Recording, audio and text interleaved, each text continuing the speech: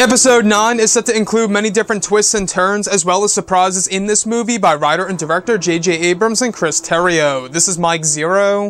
If you guys are new to the channel, do make sure to subscribe to see future Star Wars content.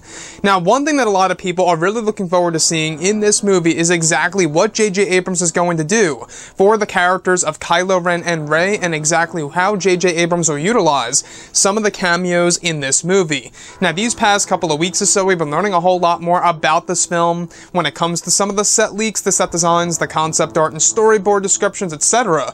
One of which has all to do with the lightsaber duel between both Rey and Kylo Ren, as well as elements of Anakin Skywalker. Specifically, a description of the lightsaber duel between both Kylo Ren and Rey. It's described that Rey is in a phase of where the dark side is taking over, as she is fueled with anger just like how she did on Starkiller Base in The Force Awakens. It's described that she is fighting Kylo Ren with Anakin's lightsaber, where it's described that a voice begins to guide her through the fight correctly, shifting her away from her anger and detaching from tapping into the dark side of the Force. It's described that the voice of Anakin is reaching out to Rey during the battle to prevent her from going to the dark. It's described that since Rey reforged Anakin's lightsaber, there has been a connection between herself, Luke, and even Anakin for an unknown reason. So I want to go over a couple of parts about this and as to why it's a very interesting factor that also borrows an element from the The Force Awakens novelization. Now, you guys may recall in The Force Awakens novelization, when Rey was actually fighting Kylo Ren, she was hearing a voice telling her to kill him, which is of course Supreme Leader Snoke. Now, in this scenario, the opposite is basically happening, where we have Anakin Skywalker reaching out to Rey to not kill Kylo Ren, shifting her away from her anger and to the dark side of the Force. And this to me sounds brilliant, and I'm starting to really wonder as to why. Rey has this deep connection to both Luke Skywalker and Anakin Skywalker in Episode 9, after reforging the actual lightsaber itself. In case you guys did not know, the Skywalker lightsaber is back in Episode 9. It's going to have a new design to it. It's going to look a little bit different here and there. So it's also going to be a way for Disney to sell off new toys, without a doubt.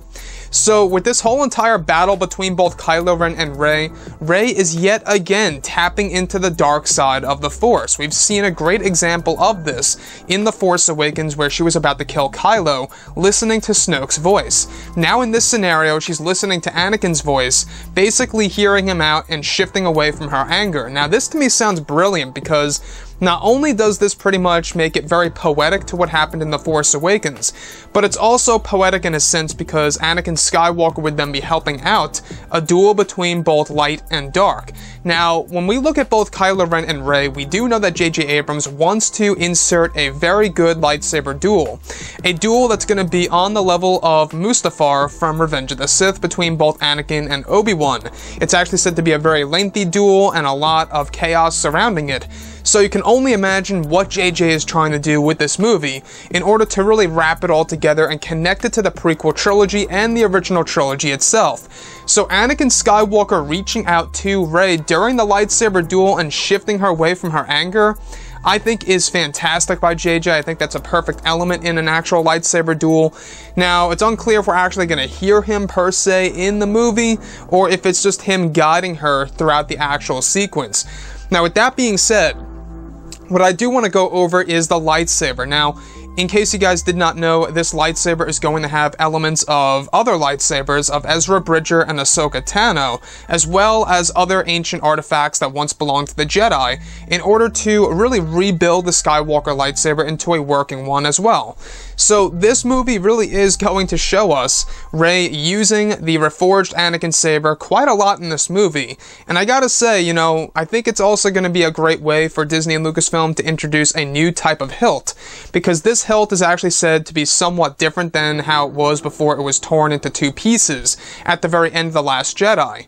Now, J.J. Abrams, I gotta say, I do have a lot of faith in him. I am really crossing my fingers with this movie. It's said to be a longer Star Wars movie than the usual Star Wars film, so I'm starting to believe that this may very well be the longest Star Wars movie in history, and maybe Disney and Lucasfilm are trying to aim for that 3-hour running time, very much like what Avengers Endgame is doing. In case you guys did not know, that movie's gonna be 3 hours long in total. So Anakin Skywalker, guys, like I say, he is the true face of the Star Star Wars franchise, Anakin is Star Wars / Darth Vader, right? Whenever you think about Star Wars, you usually think about Vader, you think about Anakin, or Luke at the very least, right? All three of those characters really are Star Wars when you think about this massive franchise. Now, JJ has the opportunity, he really does have the potential here in order to make the most iconic lightsaber duel in Star Wars history, or at the very least, a better lightsaber duel than what we got in The Force Awakens, and well, we didn't get one in The Last Jedi. Anyways, guys, drop a comment below, let me know what you think about all of this in the comments, and if you guys did enjoy the content for today, do make sure to drop a thumbs up on this video to support the channel. I thank you all so very much for the kind support, and I'll catch you guys next time.